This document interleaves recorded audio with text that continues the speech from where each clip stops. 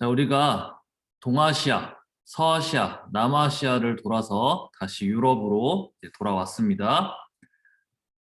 우리 지난번에 유럽 배울 때요, 이제 중세 유럽의 봉건제에 대해서 배웠고요. 그다음에 크리스트교 문화와 비잔티움 제국에 대해서 살펴보았었죠. 오늘은 이제 그 이후의 유럽에 대해서 살펴볼 텐데, 유럽 세계가 성장하고 또 중세 봉건 사회가 변화하는 모습을 살펴보게 될 겁니다. 오늘 배울 사건 중에 십자군 전쟁이 있어요. 이 십자군 전쟁은 11세기 말에서 13세기 말까지 약 200년에 걸쳐서 전개되었던 사건이고요. 이 시기에 중국에서는 송나라가 있었고요. 송나라가 있을 때 요나라 금나라도 있었죠. 그다음에 몽골 제국이 등장을 해서 세력을 넓혀 가던 시기입니다. 그다음에 우리나라는 고려였고요. 서아시아에서는 아바스 왕조와 셀주크 티르크가 있다가 몽골 제국에게 점령당했다 그랬죠. 남아시아에서는 13세기에 델리 술탄 시대가 시작되었다라고 수업을 했었습니다. 자, 우리 지난번에 유럽에 대해서 배울 때 9세기 즈음부터 해가지고 이민족이 서유럽 세계로 침입해왔다. 노르만, 이슬람, 마자르 이런 민족들이 서유럽 세계로 침입해 오면서 서유럽이 혼란해졌다라고 했었죠. 그런 과정에서 봉건제가 형성이 됐습니다. 이게 약 200년이 지난 11세기 즈음이 되면요, 이제 침입이 잦아들게 되고요, 서유럽 세계도 안정을 되찾아요. 이러한 안정 위에서요, 서유럽 세계가 경제적으로 발전을 하기 시작합니다. 이 경제 발전이라는 건 이제 중국에서 살펴봤다시피 농사 기술이 발전하면서 농업 생산량이 증가한 거예요. 이 서유럽 사람들이요, 이제 농업 생산량이 늘어나고 농업 기술이 발달되니까 더 넓은 농지를 확보하기 위해서 엘베강 동쪽으로도 진출하게 되는데요. 이 엘베강 동쪽은 동유럽 쪽이에요. 로마 제국이 다스리지 않았던 지역이고요. 그래서 서유럽 사람들의 생각에는 조금은 문화적으로 뒤처진 미개한 곳으로 여겨졌던 지역으로 이제 서유럽 사람들이 땅을 넓히게 되고요. 개간하고 정착하게 됩니다. 그리고 서쪽으로도 영토를 넓혀가기 시작하는데요. 이베리아 반도에 이슬람 세력이 있었죠. 우마이야 왕조, 후우마이야 왕조가 이베리아 반도를 지배하고 있었는데 여기를 크리스트교 세계가, 서유럽 세계가 다시 되찾습니다. 재정복은 다시 정복한다라는 의미죠. 재정복이라는 이름을 쓴 이유는 이제 로마 제국이 다스리고 있던 땅, 그러니까 자기네 문화권에 있던 땅이라고 생각을 해서 거기를 우리가 다시 되찾았다. 이베리아 반도에 이슬람 세력을 쫓아내고 서쪽으로도 영토를 확대하게 됩니다. 이렇게 서유럽 세계가 발전하고 있었고요. 힘이 강성해지고 있었는데 이러한 상황 속에서 발생한 일이 십자군 전쟁이에요. 자, 십자군 전쟁은요, 셀주크 티르크의 성장이 원인을 제공하게 되는데요. 셀주크 티르크가 예루살렘을 점령하고요, 비잔티움 제국을 침입합니다. 그래서 소아시아 반도, 아나톨리아 지역을 차지해요. 비잔티움 제국이 이제 수세에 몰려서 위기를 느끼고 도움을 요청해야겠는데 주변을 둘러보니까 같은 크리스트교를 믿는 서유럽 세계가 있어요. 그래서 로마 교황에게 도움을 요청합니다. 정교회와 로마 가톨릭으로 갈라지긴 했지만 어쨌든 하나의 크리스트교라는 큰 바운더리 안에 들어간다 그랬죠. 그래서 로마 교황에게 도움을 요청했는데 예루살렘이 점령당했으니까 좀 도와달라라고 이야기를 합니다. 예루살렘은 크리스트교에 있어서 굉장히 중요한 도시죠. 그러니까 이제 교황이 이 성지를 회복해야 된다. 예루살렘을 회복해야 된다 하면서 성지 회복을 위한 전쟁을 호소하게 됩니다. 교황이 성지 회복만을 위해서 전쟁을 호소했다라고 보지 않는 사람들도 있어요. 교황이 이제 조금은 정치적인 욕심, 그러니까 동쪽의 정교회와 서쪽의 로마 가톨릭 중에 로마 가톨릭이 더 높은 자리에 있다는 걸 보여주기 위해서, 그리고 서유럽 세계에서 이제 군대를 이끌어서 교황의 권위를 더 강화하기 위해서 이런 일을 추진했다라고 보기도 합니다. 어찌되었든 중세 유럽은 크리스트교의 영향권 안에 있었던, 크리스트교가 정신세계와 일상세계를 지배했던 사회였죠. 그래서 많은 사람들이 종교적인 열정을 가지고 교황님이 말씀하셨으니까 이건 종교적으로 굉장히 거룩하고 의미 있는 일이야 하면서 참여하게 됩니다. 물론 모두가 그런 건 아니었어요. 일부는 자신의 이익을 위해서 이슬람 쪽과 왔다 갔다 하면서 그 과정에서 교류를 한다거나 자신의 이익을 찾을 수 있을 거다 생각을 해서 호응을 하게 됩니다. 근데 처음에는 종교적 열정이 훨씬 강했고요. 자신의 이익을 옹호하는 사람들은 점점 뒤로 갈수록 늘어나게 돼요. 200년 동안 십자군 전쟁이 이어졌으니까요. 그래서 이 십자군 전쟁은요, 총 7차례 혹은 8차례, 학자들마다 좀 견해가 다른데 7차례에서 8차례 정도 원정을 떠나게 됩니다. 이 중에서 진짜로 목적을 제대로 달성했던 거는 1차 십자군이에요. 1차 십자군은 예루살렘을 회복하고요, 이제 그 주변 지역과 소아시아의 일부 지역을 차지하게 됩니다. 이슬람 믿는 사람들이 가만히 있지 않겠죠? 이슬람 믿는 사람들이 전열을 재정비해서 십자군이 점령한 땅들을 다시 쳐들어오게 됩니다. 그걸 이제 지원하기 위해 2차 십자군이 떠나기도 하고요. 결국에는 예루살렘을 다시 빼앗겨요. 그래서 3차, 4차, 5차, 6차 이렇게 계속해서 십자군들이 길을 떠나게 됩니다. 그런데 이 십자군이요, 계속해서 종교적 열정을 가지고 그런 뜻을 가지고 갔으면 참 좋았을 텐데 갈수록 종교적 열정이 약화됩니다. 종교적 목적은 줄어들게 되고 세속적인 목적이 강화되게 돼요. 땅이 없었던 기사들 같은 경우에는 저기 예루살렘 지역에 땅 차지해서 내가 넓은 땅을 가져야지, 혹은 장사를 통해서 돈을 벌어야지, 뭐 이런 목적, 세속적인 목적들이 강화되기 시작합니다. 특별히 이 세속적인 목적이 강화된 게 잘 나타나는 게 4차 십자군인데요. 4차 십자군은 이제 배를 타고 예루살렘으로 가겠다 해서 배를 빌려요. 베네치아 상인들한테 배를 빌립니다. 베니스의 상인이라는 책 혹시 읽어본 적 있나요? 거기 보면은 이제 굉장히 피도 눈물도 없는 상인이 나오잖아요. 이 베네치아 사람들이요, 배를 빌려주고는 뱃삭을 내라 그럽니다. 근데 십자군이 돈이 별로 없어요. 싸우러 가는 거지 돈 벌러 가는 게 아니었기 때문에 가진 게 무기밖에 없었습니다. 그러니까 이 베네치아 상인들이 야, 그러면은 어디 도시 하나 약탈해서라도 나한테 돈을 내라고 요구를 하게 됩니다. 그래서 도시들을 약탈하는데요, 크리스트교를 믿는 도시들을 약탈해요. 비난을 받게 됩니다. 특별히 콘스탄티노폴리스를 아예 쳐들어가서 점령하기까지 합니다. 그래서 4차 십자군은 이제 교황도 그걸 비난하고 심지어 파문하기도 하는 그런 십자군이 되어버립니다. 이렇게 여러 차례 전쟁이 계속됐지만 결국에는 1차 십자군 외에는 예루살렘을 제대로 정복하지 못해요. 그래서 성지 탈환에는 최종적으로 실패하게 되죠. 그래서 전쟁은 목적을 달성하지 못했지만 이 십자군 전쟁이 유럽 사회에 굉장히 큰 영향을 미치게 됩니다. 십자군 전쟁 이후에 서유럽 세계가 많이 변화하는데요. 왕권이 강화돼요. 교황의 권위가 이 십자군 전쟁 기간 동안 쇠퇴하는데 교황이 가자라고 했을 때, 그리고 처음에 예루살렘을 점령했을 때, 이때까지만 해도 기세등등하죠. 교황이 하자고 했고 교황의 뜻대로 뭔가 이루어지는 것 같았어요. 그리고 교황의 뜻은 곧 하나님의 뜻이라고 이 유럽 사람들이 생각하고 있었으니까 굉장히 교황권이 강해졌었겠죠.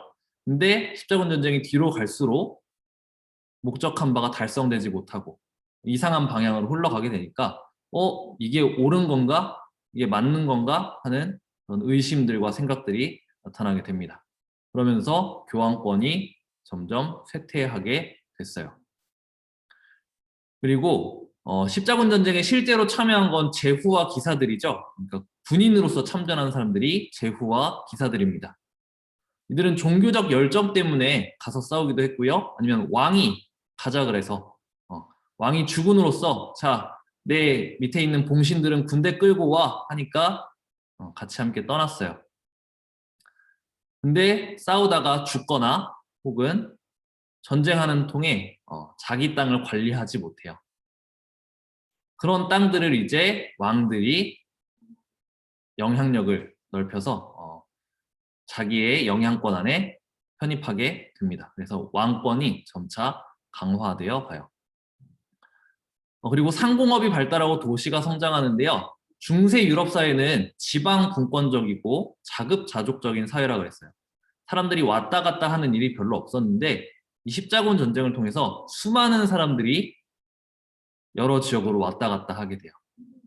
특별히 이제 이슬람이 있는 서아시아 세계로 갔는데 이슬람은 또 상업을 중시했잖아요. 동서교역에 열심히 참여했었죠. 그 동서교역이 이제 지중해를 통해서 서유럽까지 영향을 미치게 됩니다. 그래서 지중해를 통한 동방과의 교역이 증가하고요. 그 과정 속에서 도시가 성장을 합니다. 그리고 새로운 문화들을 이제 받아들이게 돼요. 비잔티움 문화와 이슬람 문화가 이 십자군 전쟁을 통해서 유럽 세계에 막 들어오게 되는데 이것이 영향을 미쳐서 서유럽 문화가 발전을 하고 나중에 르네상스가 일어나는데 영향을 미치게 됩니다. 그래서 나타난 변화들을 우리가 좀 더 구체적으로 살펴보면요. 도시가 발전했다 그랬죠. 이제 사람들이 자급자족적이고 지방 분권적으로 자기 동네에만 모여 살다가 왔다 갔다 하기 시작하면서 교통이 편리한 곳에 시장이 생깁니다. 왔다 갔다 할 때 필요한 것들 혹은 잉여 생산물들, 생산력이 늘어났으니까 잉여 생산물들을 판매하는 시장이 생겼어요. 그 시장 주변으로 상인들이 모여들고요. 또 수공업자들이 모여듭니다. 그래서 하나의 도시가 형성이 돼요. 그리고 나중에는 이 도시 주변으로 성벽을 쌓기도 합니다. 뒤에 보이는 그림을 보면은 성벽에 둘러싸인 중세 유럽 도시가 보이죠? 그래서 우리가 중세 유럽 도시 하면은 흔히 떠오르는 그런 이미지가 이제 형성이 되기 시작해요. 그리고 십자군 전쟁 이후에 원거리 무역, 동방과의 교역이 활발해지면서 도시가 더욱 성장을 하게 됩니다. 이 도시는 성장해 가면서 상공업으로 발달했으니까 돈을 벌겠죠. 그리고 그 돈을 바탕으로 이제 무기를 산다거나 용병을 고용한다거나 방법을 통해서 무력을 키우게 됩니다. 그래서 재력, 무력을 도시들이 갖추게 돼요. 그걸 바탕으로 도시들이 자치권을 획득합니다.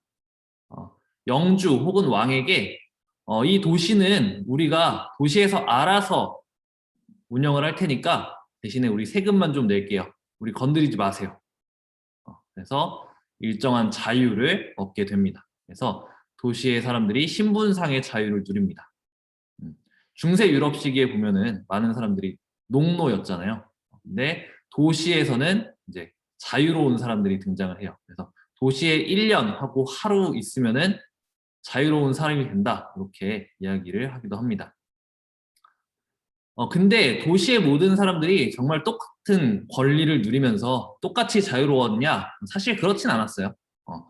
도시의 지배층을 이룬 사람들이 주로 그런 모든 권리를 누렸는데 이렇게 도시의 지배층이 됐던 것들이 주로 상공업자들이에요. 특히 상인들이에요. 이 상인들, 상공업자들은요, 길드라는 걸 만들어서요, 자신들의 이익과 안전을 도모했습니다. 원래는 이제 자기네 같은 일을 하는 사람들끼리 공동의 이익과 안전을 도모하는 조직이었는데 이제 도시의 자치권을 얻거나 도시의 행정을 하는데 이 길드가 참여를 해서요. 도시의 지배층이 돼요. 그리고 이들이 생산과 교역을 통제하면서 그러니까 도시의 경제를 좌지우지하기도 합니다.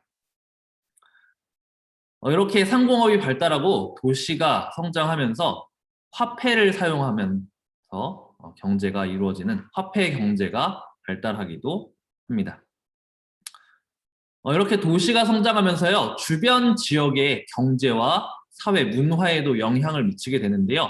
그래서 장원제가 변화하게 됩니다. 우리 봉건제 배울 때 장원이라는 게 있었다. 영주들이 다스리는 땅을 장원이라고 그랬죠. 장원에 농노들이 이제 살고 있었다라고 했었습니다. 이 농노들은 영주에게 의무를 가지고 있었죠. 세금을 납부할 의무도 있었고, 그다음에 부역, 노동으로서 이제 봉사해야 되는 의무도 있었어요. 그래서 중세 시대 때 농노들은요, 보통 7일 중에 3일을 일주일 7일 중에 3일을 영주를 위해 일해요. 3일은 자기를 위해 일하고요. 하루는 교회에 가야 되니까 쉬어야 돼요. 그러니까 일하는 날의 반을 영주를 위해 썼는데 화폐 경제가 발달하면서 영주들이 이 농노들한테 야 너네 화폐로 내. 일하지 말고 나를 위해서 일하지 말고 이제 너네가 일한 다음에 그거 팔아서 돈으로 내. 이렇게 요구를 하게 됩니다. 그래서 농노들이 부역 대신에 화폐로 이제 그 의무를 다하게 돼요. 그렇게 되면서 부역에서 농노들이 해방되는데요. 그렇게 되니까 자기 시간이 많아졌죠. 자기가 열심히 일해서 남은 게 많으면 자기의 소유도 늘어날 수 있게 된 거예요.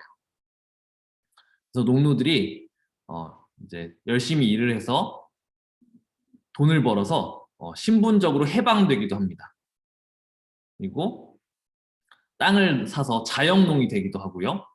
그런 모습들이 나타납니다. 그래서 13세기 즈음이 되면요. 대부분 서유럽 지역에서는 농노라고 하는 존재들이 거의 사라지게 돼요. 이제 다들 신분적으로 자유로운 상태에 놓이게 됩니다.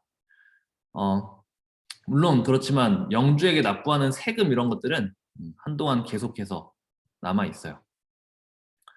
일부 지역에서는 이렇게 풀어주는 대신에 더 얽매기도 했는데 그건 일부 지역에서 예외적인 사례니까. 그리고 13세기 말 14세기 몽골 제국이 쳐들어오면서요 유럽에 흑사병이 전파가 됩니다.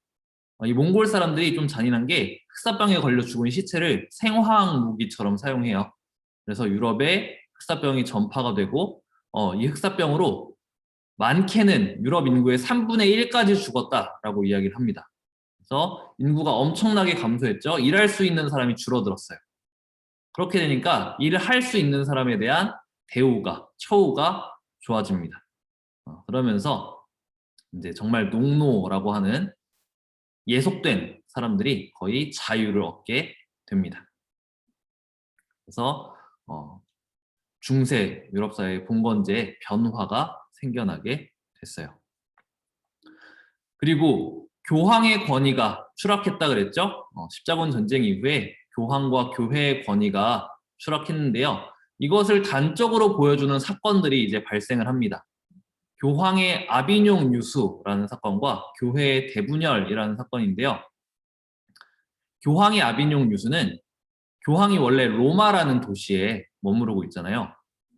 근데 아비뇽으로 강제로 옮겨서 지내게 됩니다. 약 70년 정도요. 왜 그랬느냐? 교황하고 프랑스 왕 사이에 갈등이 생겨요. 이제 교황은요, 각 국가에서 거둔 세금이 아니죠. 각 국가에서 거둔 헌금을 이제 로마로 가지고 오게 되죠. 근데 프랑스 왕 입장에서 볼 때 자기네 나라 돈을 자꾸 교회가 가져가는 것 같은 거예요. 그래서 그것에 좀 불만을 느끼고 방법을 찾다가 성직자들한테 세금을 물립니다. 그러면 성직자들이 헌금을 거뒀다가 그 일부를 세금으로 내야 되니까 프랑스의 돈이 로마로 전부 다 가진 않겠죠? 그런 방법을 고안해내는데 교황이 이것에 반발해요. 야 무슨 소리야? 성직자한테 네가 뭔데 세금을 걷어? 성직자들은 교회는 일반 그 세상과는 좀 달라 이렇게 선언을 하게 됩니다. 근데 프랑스 왕이 보기에 자기 생각에 이제 맞지 않았던 거죠. 그래서 결국에 교황과 갈등하다가 교황을 아비뇽이라는 도시로 옮겨버려요. 이 아비뇽은 프랑스의 땅은 아니었지만 프랑스의 영향권 안에 있던 땅이라서요. 교황이 프랑스 왕의 영향력 안에 약 70년 동안 머무르게 됩니다. 그 이후에 이제 교황이 다시 로마로 돌아와요. 돌아온 이후에 교회의 대분열이라는 사건이 나타나는데요. 로마로 돌아온 교황이 있어요. 근데 로마로 돌아온 교황에 대해서 불만을 가지고 있던 사람들이 아비뇽에서 새로운 교황을 뽑습니다. 그래서 교황이 2명이 돼요. 교황 1 로마에 있고 교황 2 아비뇽에 있어요. 그래서 교회가 갈라지게 되니까 이걸 봉합하기 위해서 두 사람 모두를 쫓아내고 새로운 교황을 뽑자, 이런 논의가 나오고요. 교황 3을 뽑게 됩니다. 근데 교황 1, 2가 물러나지 않아요. 야, 무슨 소리야? 나도 교황이야. 내가 교황이야. 내가 원조야. 서로 진짜 교황이라고 다투는. 그래서 교황이 3명이고 교회가 갈라지는 모습이 나타납니다. 이걸 교회의 대분열이라 그래요. 나중에는 결국 3명 다 쫓아내고 1명의 교황을 세웁니다. 그렇게 봉합을 하긴 하지만 이러한 사건들을 통해서 교회의 권위가, 교황의 권위가 추락했구나라는 것을 사람들이 눈으로 보게 돼요. 이러한 상황 속에서 교회를 비판하는 사람들이 등장합니다. 야, 교회가 이러면 안 돼. 성경을 따라서 우리가 거룩하게 믿음을 지켜가야지. 이렇게 주장했던 게 위클리프와 후스예요. 그래서 교회의 세속화와 성직자의 타락을 비판합니다. 그래서 십자군 전쟁 이후에는 이제 왕권이 강화되었다 그랬죠. 그래서 왕권이 강화되는 과정에서 중앙 집권화가 이루어집니다. 서유럽 국가들에서요.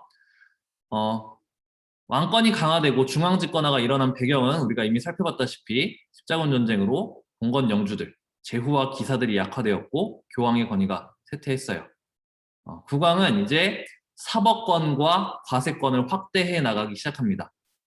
이 사법권과 과세권은요, 봉건 사회에서 영주들이 가지고 있던 권한이에요. 근데 이것을 국왕이 하나씩 하나씩 되찾아오게 됩니다. 그리고 상비군과 관료를 양성하는데요, 직업적인 군인과 직업적인 관료를 이제 만들게 돼요. 그 이전의 봉건제 사회에서는요, 군인들은 이제 봉신들이 군인으로 봉사를 했고요. 또 관료들도 봉신들이 왕을 도와서 정치를 했어요. 근데 이제 봉신들 말고 아예 직업적으로 월급을 받고 군대에 복무하는 사람, 관료로 일하는 사람을 뽑게 됩니다. 이 사람들을 바탕으로 이제 정치를 운영하고요. 왕권이 강화되어 갑니다. 이러한 모습들이 나중에 우리 절대왕정 배울 텐데요. 절대왕정 시기에 더 잘 나타나게 돼요. 이렇게 중앙 집권화가 이루어지니까 도시의 상공업자와 기사들이 이제 각각의 이해관계에 따라서 국왕을 지지하기 시작하는데요. 도시의 상공업자들은 공건적인 제약에서 벗어나기 위해서 왕을 지원합니다. 국가의 재정을 지원해요. 자치권을 얻어내는 과정에서 이제 영주에게 또 왕에게 이렇게 세금을 조금씩 내면서 자치권을 얻었었죠. 이제 왕에게만 세금을 내고 영주한테는 좀 벗어나고 싶은 거예요. 그래서 이제 도시의 상공업자들은 국가의 재정을 지원합니다. 그리고 왕의 관리로 봉사하면서 왕을 도와요. 왕권이 강화되고 중앙 집권화가 이루어지면 도로도 정비될 수 있고 여러 가지 상업적인 혜택들이 늘어날 거라고 이제 생각을 해서 도시의 상공업자들이 왕을 돕습니다. 그리고 기사들은요, 이 십자군 전쟁으로 세력이 많이 약화되었죠. 거기에 더해서 이제 화약이 유럽 세계에 도입이 됩니다. 화약이 도입되면서 말 타고 싸우는 기사들의 세력이 약화돼요. 이들이 자신들의 신분을 지키기 위해서 택한 방법이요, 왕의 신하가 되는 길입니다.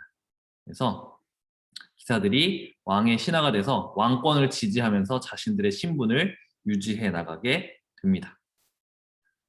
자, 이제 서유럽 각 국가들의 상황을 간략하게 살펴볼 텐데요. 먼저 영국이에요. 영국에서는 대헌장이라는 문서가 발표됩니다. 대헌장, 마그나카르타라고도 하는데요. 통합사회 시간에 여러분들 배웠을 거예요. 민권 성장의 역사를 살펴볼 때 등장했을 텐데, 영국의 존 왕이 귀족들의 권리를 인정한 문서였습니다. 귀족들에게 이렇게 약속해 준 거예요. 자문에 의한 과세할게, 물어보고 세금 거둘게, 법에 의한 처벌할게, 내 맘대로 처벌 내리지 않고 법에 있는 거에 근거해서 처벌할게, 이거를 귀족들한테 약속을 해줍니다.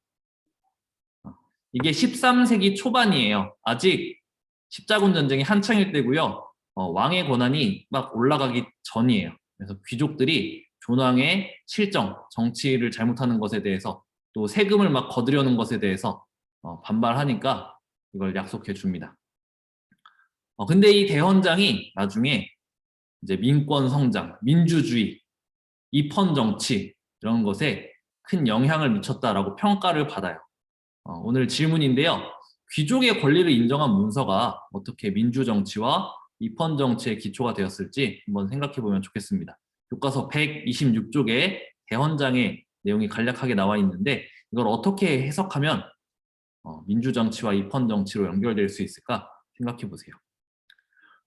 그 이후에 이제 14세기에 백년 전쟁, 프랑스랑 백년 전쟁이 일어나고요. 또 백년 전쟁 이후에 장미 전쟁이라는 영국 안에서의 내전이 일어납니다. 이런 과정들을 통해서 영국은 중앙 집권화를 이루게 돼요. 자, 그 다음은 프랑스인데요. 프랑스는 아까 살펴봤던 아비뇽 유수, 교황의 권위가 떨어진 걸 보여주는 사건이었죠. 프랑스의 필리프 4세가 교황과 갈등한 끝에 교황을 아비뇽으로 옮겨버립니다. 굴복시켰어요. 그리고 14세기에 15세기까지 백년 전쟁이 일어나는데요. 프랑스랑 영국이 싸운 전쟁입니다. 이 백년 전쟁을 통해서 프랑스는 통일된 영토를 확보하고요. 중앙집권 국가로 발전하는 발판을 마련하게 돼요. 이 백년 전쟁의 과정에서 영국이나 프랑스나 공통적으로 제후와 기사들의 세력이 약화됩니다. 십자군 전쟁과 마찬가지로 이제 전쟁을 했기 때문에 그래요. 그리고 그 과정에서 프랑스는 상비군을 이제 만들고 상비군을 키우게 됩니다. 그리고 프랑스는 통일된 영토를 확보하는데요. 영국의 왕이 프랑스의 제후였어요. 우리 배웠던 거 되짚어보면 프랑스의 제후였던 노르망디공 윌리엄이 영국을 정복해서 왕이 됐잖아요. 그래서 영국 왕은 프랑스의 제후였어요. 그래서 영국 왕이 프랑스 땅에 영토를 좀 가지고 있었는데 이 전쟁 끝에 이 땅들을 되찾게 되고요. 그리고 영국이랑 프랑스랑 싸우는 과정에서 이 영국 사람, 프랑스 사람이라고 하는 그런 국민의식이 생겨나게 됩니다. 그래서 이 백년 전쟁으로 프랑스는 중앙집권 국가로 발전을 하게 돼요. 그 다음에 이제 독일 지역에 있었던 신성 로마 제국인데요. 신성 로마 제국은 황제의 권한이 약했다 그랬어요. 대제후들이 선거를 통해서 황제를 뽑았다고 했었죠. 대제후들이 여전히 계속해서 실력을 가지고 정치적 실권을 장악했습니다. 황제가 여전히 약했어요. 그럼 중앙집권화가 되지 않은 건가 싶을 텐데 대제후들이 자기가 다스리는 땅 안에서 중앙집권화를 합니다. 그래서 이 대제후들이 다스리는 땅을요 하나의 국가와 같다 그래서 영방국가라고 부르기도 해요. 어려운 용어로. 자, 그리고 이 신성 로마 제국은 이탈리아 북부에도 영향을 미치고 있었는데요. 이탈리아의 북부의 도시국가들은요, 도시들은요, 이제 재력과 무력을 바탕으로 자치권을 산 거에 넘어서서 아예 독립을 해버려요. 그래서 피렌체, 베네치아, 뭐 제네바, 제노바, 제네바는 스위스에 있는 도시예요. 이런 도시들이 아예 재력과 무력을 바탕으로 독립을 해버립니다. 이 도시들은 십자군 전쟁 이후에 이제 지중해 교역으로 번영해요. 이탈리아가 십자군 전쟁 이후에 지중해 교역에 중요한 지정학적 위치를 가지고 번영하게 됩니다. 그래서 독립적인 국가로서 지위를 가지게 되면서 여기에 지배층들이 나중에 르네상스를 일으키는데 큰 영향을 미쳐요. 자기들의 명예를 드높이기 위해서. 자, 마지막으로 이베리아 반도에 있었던 에스파냐, 스페인입니다. 에스파냐, 스페인 똑같은 나라예요. 이베리아 반도는 이슬람 세력의 지배하에 있었죠. 그런데 재정복 운동을 했다 그랬습니다. 이렇게 재정복 운동을 통해서 이슬람 세계를 쫓아내면서 에스파냐가 통일 국가를 완성하게 됩니다. 그리고는 나중에 신항로 개척에 나서게 되죠. 네, 오늘 이렇게 해가지고요. 유럽 세계가 성장하면서 팽창하는 십자군 전쟁과 또 십자군 전쟁 이후에 그 영향으로 나타난 여러 가지 변화들에 대해서 함께 살펴봤습니다.